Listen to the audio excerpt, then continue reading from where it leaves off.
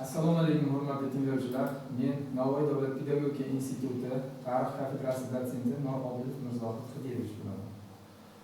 O'zbekistonning yangi tarix fanidan mustaqillikka erishish arafasida O'zbekistondagi ijtimoiy-siyosiy jarayonlar mavzusida fikr almashamiz. Bugungi mavzu bo'yicha rejalar quyidagilardan iborat: davlat tili to'g'risidagi qonunning qabul qilinishi, paxta ishi qatag'onligining yangi to'lqini sifatida 1989 yil iyun Farg'onadagi qonli fojialar, ekologik qabohat, O'zbekiston bilan markaz munosabatlarining keskinlashuvi. Yuqoridagi rejalar bo'yicha fikr bildirganimizda birinchi navbatda davlat tili to'g'risidagi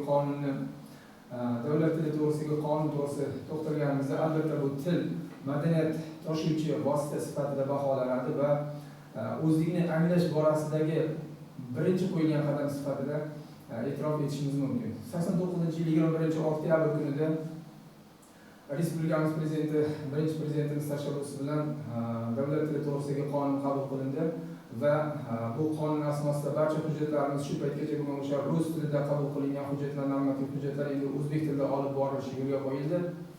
Buni biz yuqorida aytganimizdek o'zligini anglash borasidagi birinchi qadamlar sifatida baholashimiz mumkin. Endi paxta ishi to'g'risida gaplashadigan bo'lsak, paxta ishi qatag'onning yangi to'lqini sifatida rejaga e'tibor beradigan bo'lsak, qatag'onlik bu respublikamizga begona emas, ya'ni markaz tomonidan, ya'ni Sovet o'sha sobiq ittifoq tomonidan bir necha marta qatag'onlik o'tkazilganligini guvohimiz, tarixdan ma'lum bo'lmasa, ya'ni biz jadidlar davridagi qatag'onlar va 50-yillardagi qatag'onlar va nihoyat mana shu paxta ishi masalasida o'zbek xalqining boshiga tushgan o'sha qatag'onlik to'g'risida gaplashamiz. Paxta ishi deganimizda shu narsani asosiy e'tibor etishimiz kerakki, ya'ni biz markaz tomonidan berilgan o'sha topshiriq, ya'ni belgilangan majburiyatni ado etish, ya'ni oxirgi yillarda respublikamizning o'sha 89-yillarda 6 million tonnalik paxta majburiyatini bajarish topshirig'i yuklatilgan edi.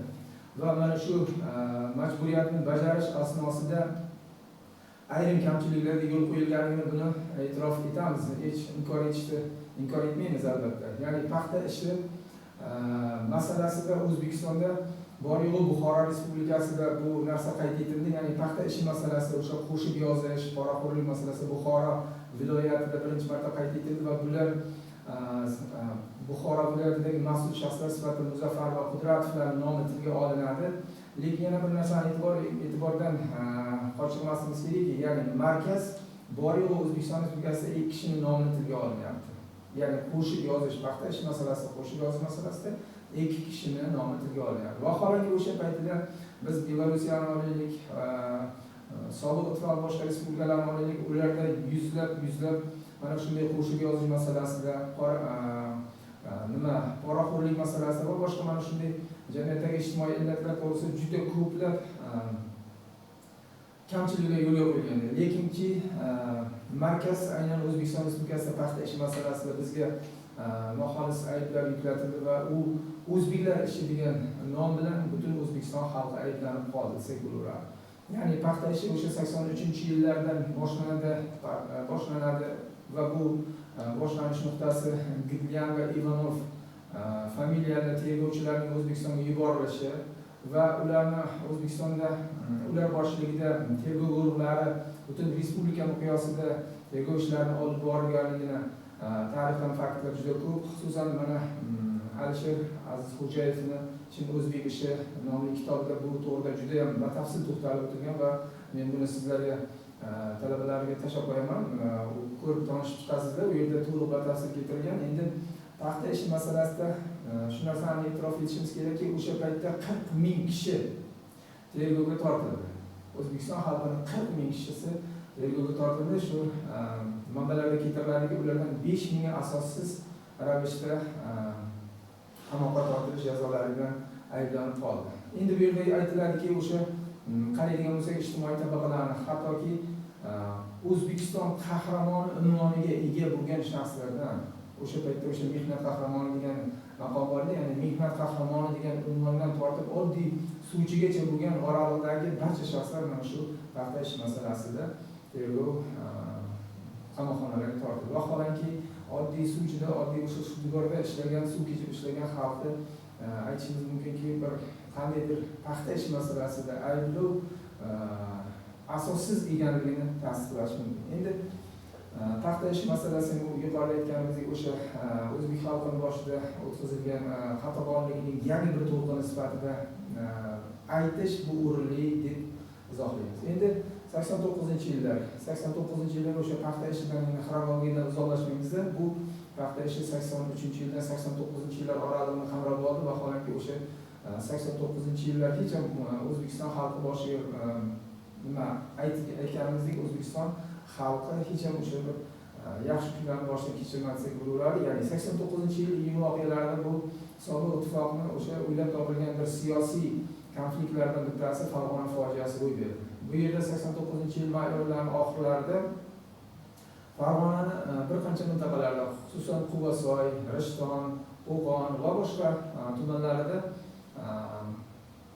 Mesxeti turklar bilan o'zbeklar o'rtasida, Mesxeti turk millati bilan o'zbeklar o'rtasida milliy masalalar, mojarolar kelib chiqdi va bu mojarolarda aynan o'sha paytdagi O'zbekiston rahbariyatining noshukrligi deb aytib bo'lsak bo'ladi, bemalol yoki o'sha siyosiy iqtidorsizligi, siyosiy salohiyatsizligi sababli mana shunday masalalar kelib chiqdi va o'sha paytda O'zbekistonda rahbar bo'lib turgan Rafiq Nishonovning bir qator o'sha siyosiy iqtidorsizligi sabab ikki millat o'rtasida mana shunday milliy mojarolar kelib chiqdi va qarangki, ikki millat o'rtasidagi mana shunday mojaroni bartaraf etolmagan o'sha Rafiq Nishonov 89-yil iyun oyiga kelgandan u O'zbekiston Respublikasini tashlab ketdi. Tashlab ketdi demaymiz, u yuqoriladi, mansab pog'onalarga yuqoriladi.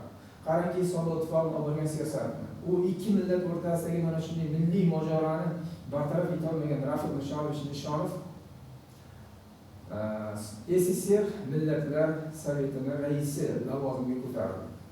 Ana endi o'shadan qolgan o'sha siyosiy meros, ya'ni ikki millat o'rtasidagi mojaroni bartaraf etish masalasi Islom Abdug'aniyevich Karimov zimmasiga yuklatildi.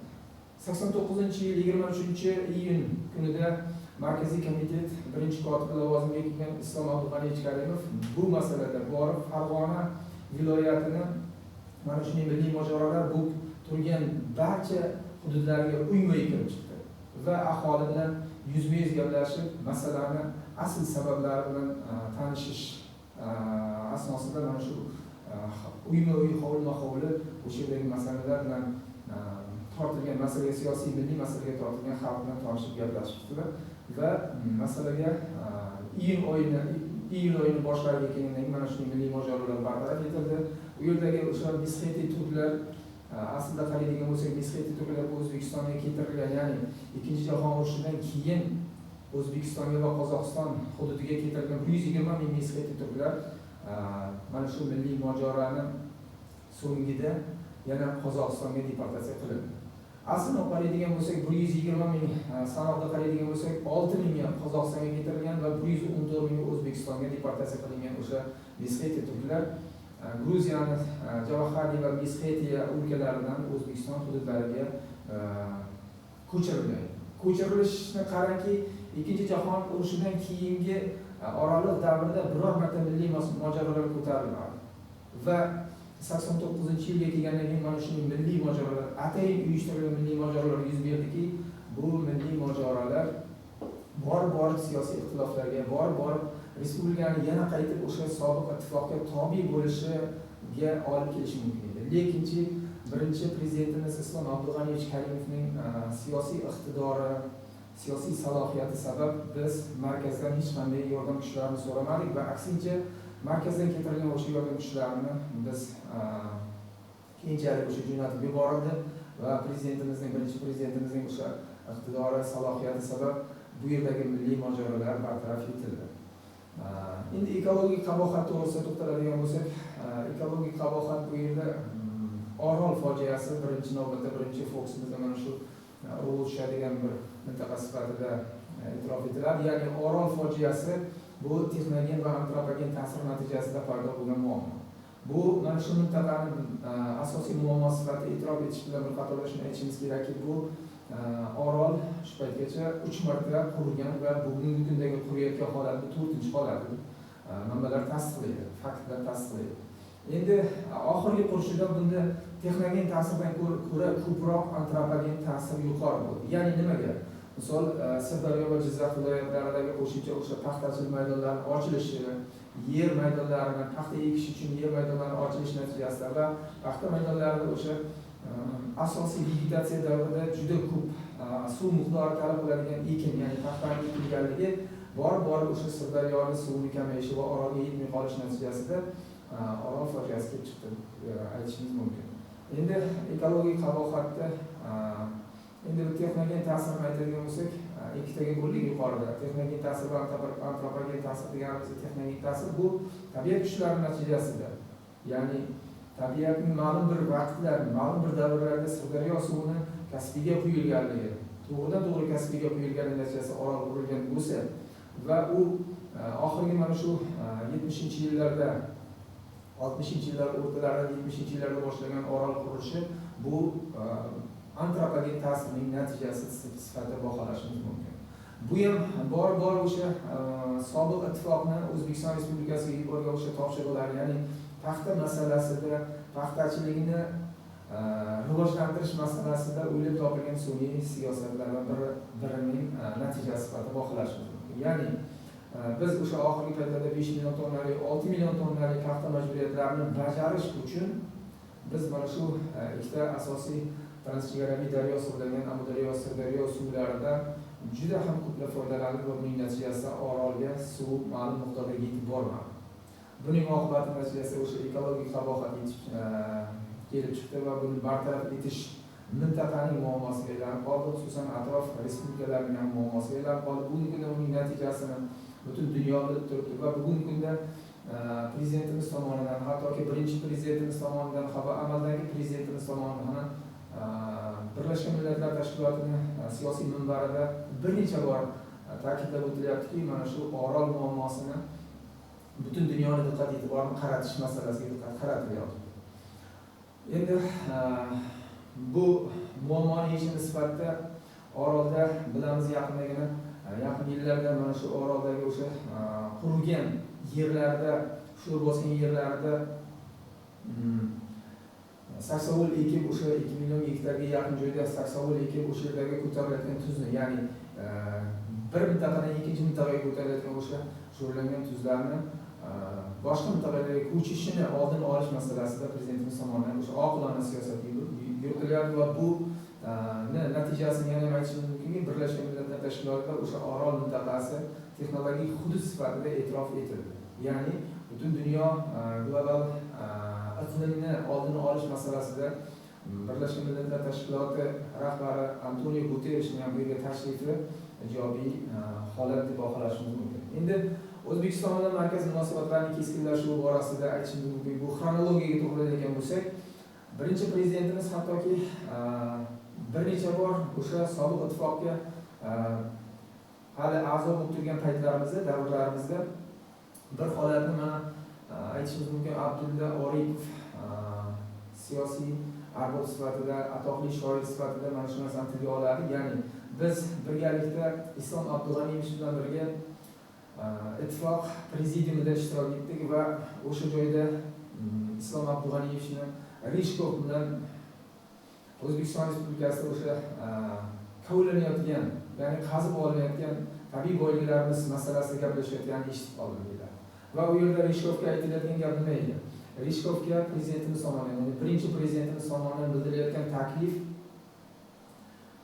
O'zbekistondan kovlanayotgan o'sha oltinni hisob-kitobini menga bering degan tashabbus bilan chiqdi. Va Rishkov ham bilasiz o'sha paytda anchayin o'sha siyosiy hozirjavob shaxslardan biri, ya'ni O'zbekiston SSR Oliy Prezidiumining raisi o'sha paytda va u kishi javob beryaptiki, biz O'zbekistonda o'sha kovlanayotgan oltin bu faqatgina O'zbekistonning emas, aksincha butun SSRning boyligi sifatida biz qaraymiz degan fikr bildirdi. Shu paytda Islom Abdug'aniyevich ham aytayaptiki, mayli bunday bo'layotgan bo'lsa, zavodni olib chiqib keting, oltin konlari bizni o'zimizda qolaveradi, oltin konlarni biz o'zimiz kovlab, o'zimiz o'zlashtiramiz degan fikrlar aytdi. Hali bu paytlarda O'zbekiston sobiq ittifoqqa a'zo davlat sifatida edi. Lekin Rishkov ham siyosiy tahdid sifatida shunday fikr bildirdiki, agar men oltin konidan ishlab turgan o'sha zavod texnika texnologiyasini olib chiqib ketadigan bo'lsam, qanday kavlab olasizlar? Mana shu joydagi oltinni qanday kavlab olasizlar? Hattoki sizda kavlab olish imkoniyati yo'q-ku. Siz primitiv usulda yashayapsiz-ku. Hattoki sizda belgilar, hattoki ketmon ham yo'q-ku o'sha oltin konini kavlab olish masalasida degan paytlarda Islom Abdug'aniyevich ham hozir javob siyosiy hozir javobligi ish berdi va o'sha aytayotganlarga men oltinni o'z qo'llarim bilan, hattoki tirnoqlarim bilan kavlab olishim mumkin. Faqat olib chiqib ketsangizlar bo'ldi, mana shu zavodni texnologiyasiga umuman zavodni olib chiqib keting, biz o'zimizga qolsin mana shu boyliklarimizga fikr aytdik. Endi bunday markazning mana shunday keskinlashuvi, markaz bilan O'zbekistonning keskinlashuvi masalasida juda ham ko'p bunaqangi holatlar bo'lgan. Xususan hali prezidentimiz siyosiy iqtidorga kelmagan, mana markaziy komitet birinchi kotibi lavozimiga kelmagan davrlar, misol Qashqadaryo viloyat markaziy komitet kotibi lavozimida ishlagan paytlarda ham Ligachev tomonidan, Agoryev tomonidan o'tkazilgan bir qancha yig'ilishlarda mana shunday voqeliklar esga olinadi. Ya'ni yig'ilishda O'zbekiston ma'muriy hududiy birliklarini optimallashtirish, ixchamlashtirish masalasi ilgari surildi markaz tomonidan va bunda Farg'ona, Andijon, Namangan viloyatlari bitta ma'muriy hududiy birlik, Navoiy va Samarqand viloyatlari bitta ma'muriy hududiy birlik, Buxoro va Navoiy viloyatlari, Buxoro va Qashqadaryo viloyatlari bitta ma'muriy hududiy birlik sifatida birlashtirish, ixchamlashtirish masalasi ilgari surildi.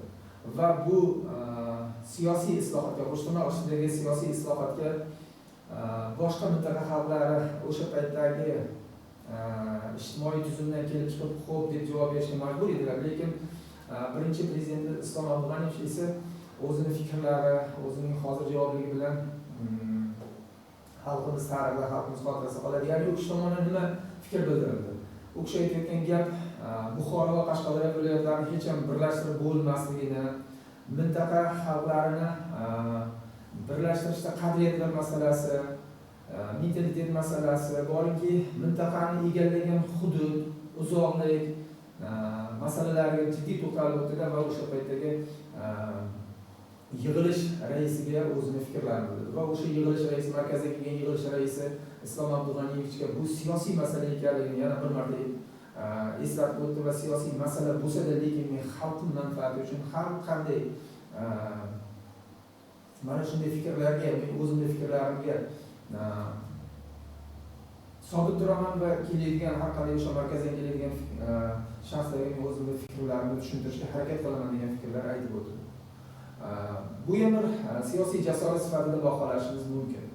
Endi prezidentimizni mana shunday odilona siyosati sabab bugungi kunda mana erishib turgan o'sha iqtisodiy taraqqiyotimiz, borki sanoat sohasida, iqtisod sohasida va hokazo boshqa sohalarda, ta'lim sohasi va o'zimizga yaqin bo'lgan ta'lim sohasida erishayotgan yutuqlarimiz, yangiliklarimizni O'zbekistonning ijtimoiy siyosiy sohadagi, madaniy sohasidagi yutuqlarimiz sifatida baholashimiz mumkin. Xullaski e'tiborlaringiz uchun rahmat. Savollar bo'lsa, rahmat.